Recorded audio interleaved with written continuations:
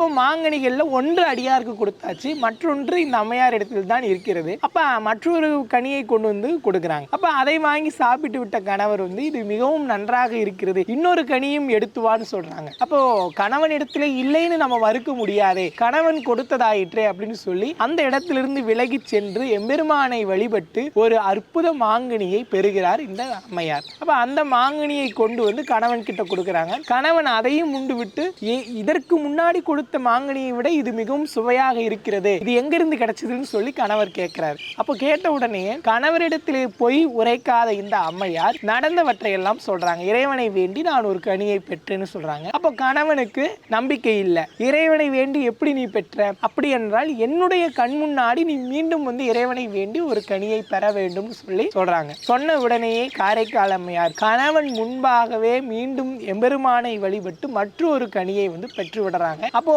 கணவர் கையில் இருந்த கனி வந்து மறைந்து போயிடுது. இதை